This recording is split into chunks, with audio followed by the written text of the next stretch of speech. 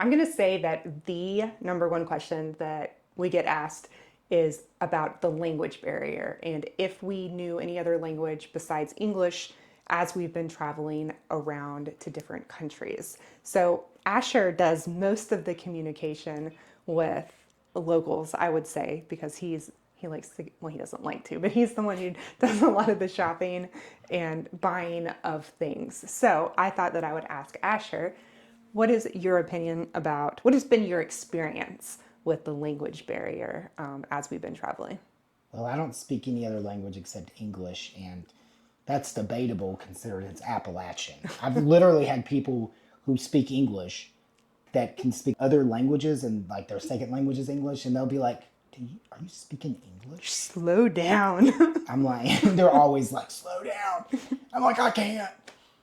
For the most part, I really do not think the language barrier has been that big of an issue. I will say it depends on the country you're in, though. Like Thailand, I don't even feel like there was a language barrier. Although I do know several Thai words. It was just really unnecessary. I've never walked up to anyone in Thailand and spoke to them in English and then be like, I don't know what you're saying, which is really interesting. Vietnam, as long as you're in the cities, also wasn't really an issue. Most people could understand what I said just fine. Now, Can I interrupt you? Can I go say ahead. something? One of the coolest things when we were in Vietnam is the like middle-aged kids would come up and like practice their English with us. So they are obviously learning English in school and that's really important to them. And they will come up and like start a conversation. They'll ask, can we practice our English with you? And so we will talk to like some of the older kids in English. So I feel like a lot of these countries want their part of the kids' education is English. That was really prevalent in Vietnam though. Yeah, Thailand and Vietnam was pretty easy. Honestly, it was the easiest, actually. I thought that whenever we came to Albania, and I was like, we're going to Europe. This is going to be so easy. There's no way. And people were like, they speak a lot of English. No, they do not. I know because I go out and get our stuff, and I have walked into a lot of shops, and I will ask them, I'll generally ask them if they speak English before I just start rambling. And they're like, nope. The young people do speak English, but the older people do not speak English. Now, this might be different other places. You have to realize where Albania started from. You know, the whole communist thing, they weren't really moving around a lot with other Europeans. So I'm sure if you go to other places, it won't be like that big of a deal. Even in place where there's no English, there's Google Translate. You could just, moo at them. We were trying to get milk, and they have sheep and goat and cow here. And I was trying to do Google Translate, and Katie's like, is this moo? Moo? And the lady's like, yeah, moo. And I was like, oh my God. There's so many other ways to communicate with people beyond language. And I'm going to say, like, Asher and I have always been animal people. We've worked specifically, like, with dogs. And I think that that kind of set us up for being able to, like, communicate. Is this weird? Is this so weird? It's Like, a little weird, it's but weird. I swear, it's true though. like body language in speaking with animals, that's body language. And so you learn to use body language in like smiles and gestures. I think like 80% of communication is in body language. Like most of it is not actual words. Words make things easier, but you can 100% communicate with other people. It's like less convenient. People have walked up and talked to us in Albanian, and Albanian's really fast. It's really hard. I know no words in Albanian. And even the words I've tried to learn, the pronunciation is it's just And we not there do for me. try to learn the languages, okay? That we want to learn basic languages. I think that that's respectful, okay? Yeah, we do actually try and learn them. I do know a lot of Thai words. Vietnam was a little bit harder. I think Vietnamese is harder than Thai. That being said, I think Albanian is way harder than both of those. Reading Albanian is pretty easy. It's honestly pretty interesting because like their pharmacy here is spelled pharmacy like farm FARM.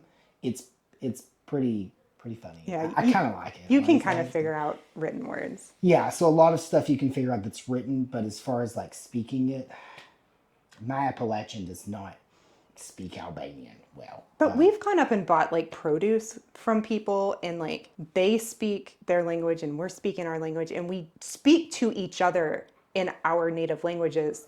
But somehow we understand what each other is We get saying. there eventually, even if it takes like a little bit longer. Like, even if they're telling me like how much something costs, sometimes they'll show me the bill they want. Also, I want to say this: traveling around, I've never encountered anyone in Vietnam, Thailand, or Albania that was untrustworthy. I have literally handed Albanians huge sums of money, like for, Because that's all Albania. the ATM gives you, Yeah, it right? gives you like 5,000 lek or whatever.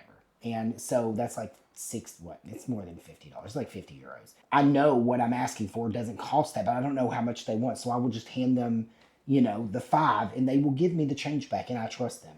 Taxi, when we first got here, I didn't understand the money when I first got here very well, and I tried to way overpay him. And he gave me the money back. Yeah. And he was like, no, no, no. And he explained the money thing to me and everything. He could have walked away with a bunch of extra money. He just did. It reminds me very much of growing up in Appalachia, because sometimes the poorest people who have the littlest stuff are some of the most trustworthy people. People assume that if people are poor or they struggle, that they, will be the people that take from you. And I'm going to tell you, growing up in somewhere where they're poor and people struggle, they would never steal from you. They also are super folklore Appalachian, and they believe in karma a lot. And that's, They also have empathy, because when you're somebody who yeah, struggles, and like that little bit means so much to you, like it means a lot to like take something from someone, and they would never do that. it's just a really interesting thing that I think a lot of people need to be aware of, is that some of the people that are looked down on the most, that have the least, will be the people that'll help you the most. This is something that I think a lot of Americans don't want to think about. The idea when somebody comes to America is that they need to learn English. And when you go to other countries, that's people are a lot more accepting of you not knowing their native language, and they still want to help you out, and they don't look down on you or treat you any differently. They want to help you. They want to communicate with you, and they're willing to meet you in the middle. So in America, we're not used to other people speaking a different language other than English. We also only speak English. Most people only speak one language, where people in other countries speak multiple languages. And so they don't have the same, what's the word I'm looking for, like idea that there is a ideal language or a better language than any other language. It's just literally a different word for something. I think it's actually really good for Americans to leave the US and go to other countries where people don't speak their language, and like realize how hard it is, especially if you're in a country where the people are angry that you don't speak their language. Like, so it's not been an issue for us because we're traveling outside of the US. We interact with people who are kind and compassionate and want to help us. I cannot imagine going to the United States not knowing English and the treatment that you would get from Americans. That's why there's, I think, really, that's why there's so much fear from Americans. I can't go and travel to this country because I don't speak that language. Well, you don't have to. Everyone else is going to help you, that can help you. And I've had situations where I'm buying stuff and the person I'm buying something from doesn't speak English. And other customers will step in. They have no obligation, they're not benefiting at all. They'll step in and translate and be like, hey, he's wanting to buy this. People go out of their way to be helpful, which is something that you don't experience all that much in the United States anymore. There's nothing to really be afraid of. You will figure it out. When we left the United States, we had a lot of like the same fears, although I wasn't really worried about not speaking the language. We're not very social anyway, so that wasn't really a problem with us. And just from like an educational viewpoint, the way people learn, like the easiest way to learn a language is to immerse yourself in that culture. So you can try and learn a language before you go, and you should learn basic phrases like please and thank you, just because it's respectful and it makes things easier. But you're not going to actually like fully learn the language probably until you get there. It's so much easier. I took Spanish all throughout school. Like from kindergarten until like all through middle school. And then in high school, I took Spanish for 2 years as my elective.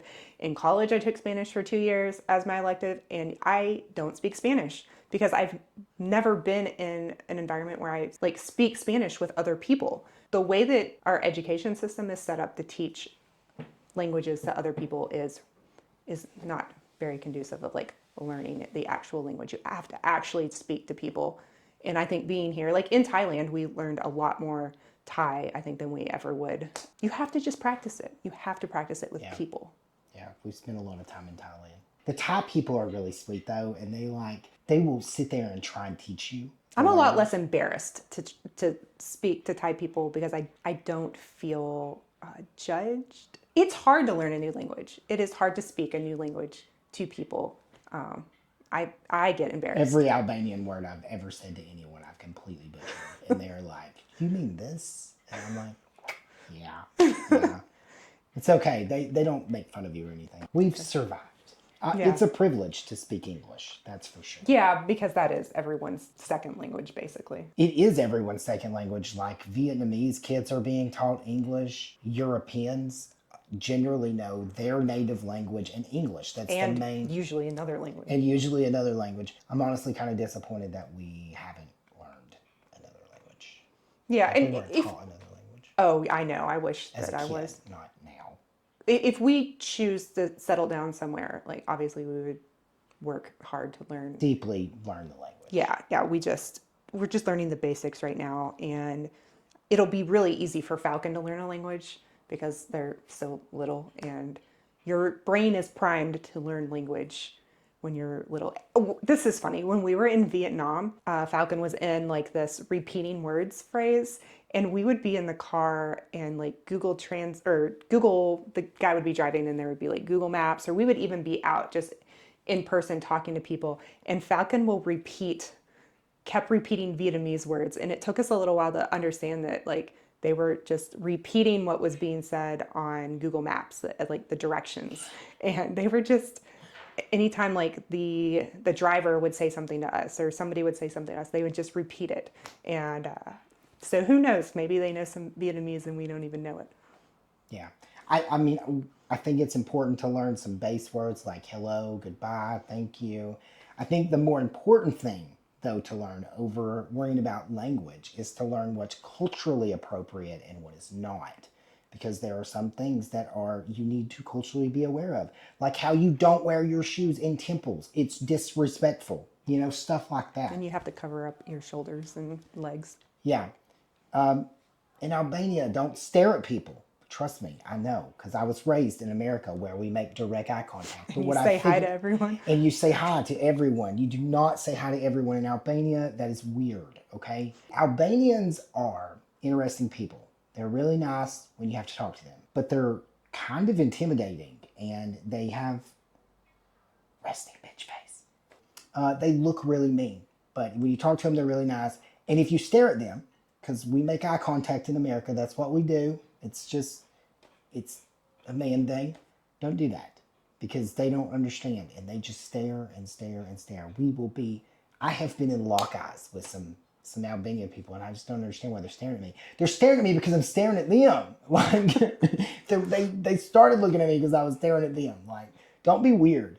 Also, I am one of these American people that are like, I'm taught that you need to interact with people, which I really like this, by the way, that we don't have to do this. But that when you walk past somebody, you can listen to music or whatever, you acknowledge them. Acknowledge them, okay? I did that to this guy that was walking up the stairs, and he looked at me like I lost my mind. He was like, what in the world is wrong with you? So I spent some time learning those aren't like a big deal. Stepping into a temple with your shoes on, that's a big deal. Going into temples not covered, also a big deal. You want to make sure that you're not disrespecting anyone. No one cares if you don't know the language. Everybody will be nice to you and help you, but definitely don't disrespect the culture.